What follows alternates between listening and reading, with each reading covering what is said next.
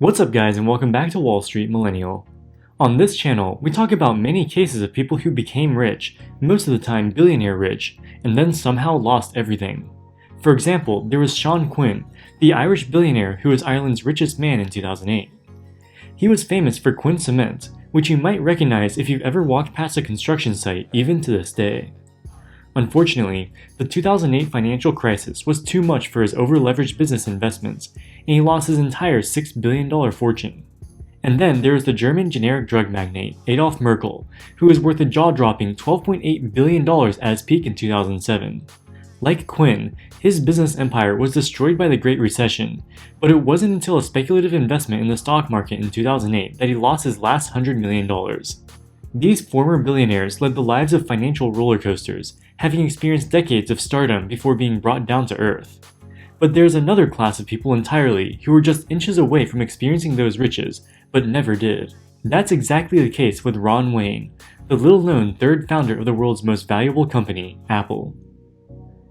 Ron Wayne was born in Cleveland, Ohio on May 17, 1934. In his own words, he identifies as an engineer, an author, and a poet. From a young age, he was an avid stamp collector.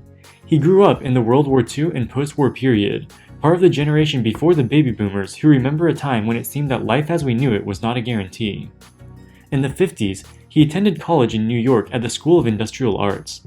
He studied engineering and after graduating moved to California to work at one of the major engineering firms there. He pursued a career in electromechanical engineering and product development. He was especially interested in the inner workings of casino equipment and slot machines, and designed many original parts of gaming devices. This interest in slot machines went hand in hand with his interest in coin collecting, which would later be a major part of his life. In the early 1970s, Wayne decided to start a business selling slot machines. He wanted to combine his expertise in engineering and his love of slots to make a little money in business. He hired employees, rounded up investors, and incorporated his company. However, the business failed. When he was unable to pay back his investors and debtors, he could have used the bankruptcy laws to walk away from his debts. That is what most founders do, even if they personally have resources to pay the debts of their failed companies. But Wayne was different. He voluntarily paid back all of the debts that he had taken out, and repaid all of his investors the full amounts that they had paid for their original stakes in his slot machine business. He says that he felt the responsibility for the business going bust.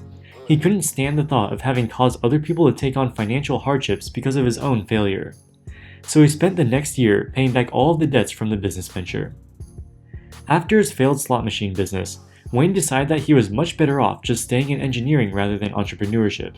He found a job at Atari, a company that made arcade games, video games, and computers. While at Atari, he met two other young engineers named Steve Jobs and Steve Wozniak. At the time, both Steves were in their early 20s, 20 years younger than Wayne. The three became friends, with Jobs and Wozniak describing Wayne as very gracious and a talented person.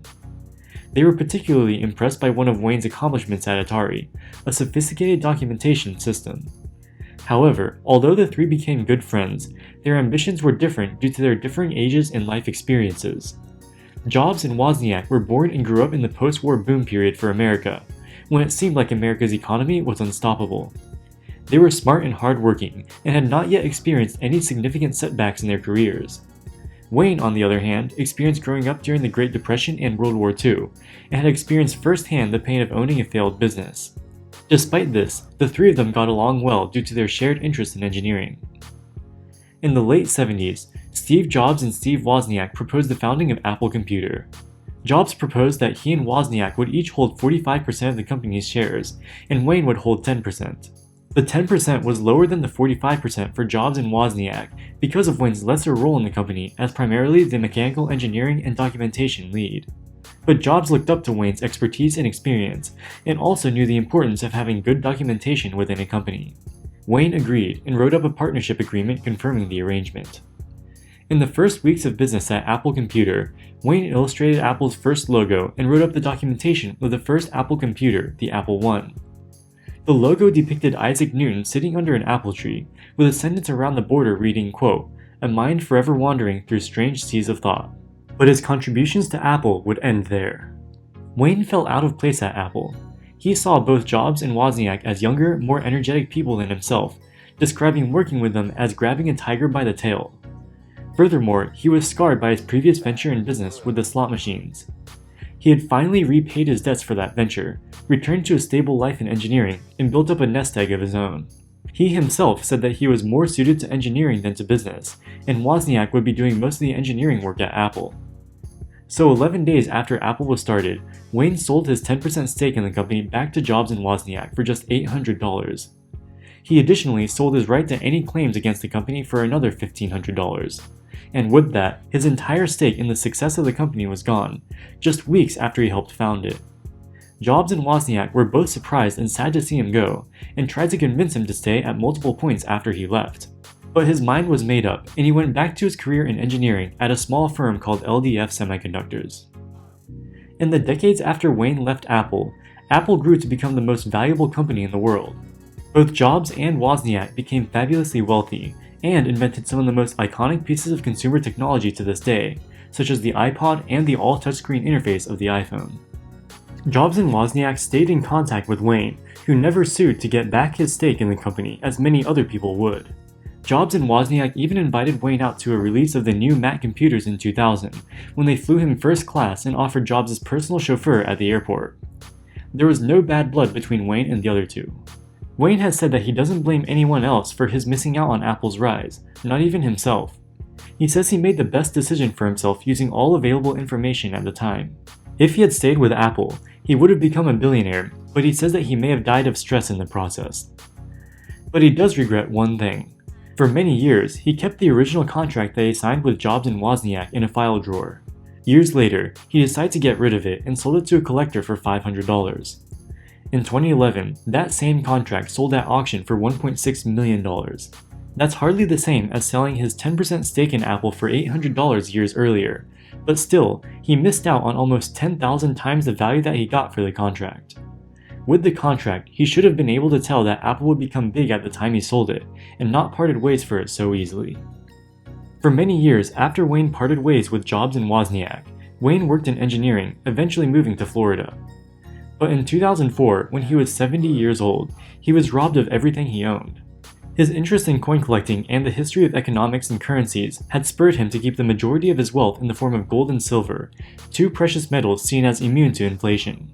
He kept hundreds of thousands of dollars worth of gold and silver coins in a safe in his home, which was broken into and his life savings stolen. With nothing left, he was forced to sell his home and severely downsize his lifestyle. He moved to a mobile home park in Nevada to reduce his living expenses and officially retired. To support himself and supplement Social Security, he started up a coin collector trading operation. Although he hardly lives the lavish lifestyle that one might expect one of the three founders of Apple to afford, he has found peace with his retirement. He says, quote, "In this world of dealing in collectibles, my life has truly settled in, most comfortably. It may not be a world of wealth as that which had been held by Steve Jobs, but it is certainly one of joyful satisfaction and personal fulfillment." Unquote. So that's the story of Apple's little-known third founder. These days, he spends some of his free time playing slot machines at nearby Las Vegas, at peace with the fact that if life had just gone slightly differently for him, he would have made more money now than what anyone could ever win in a casino.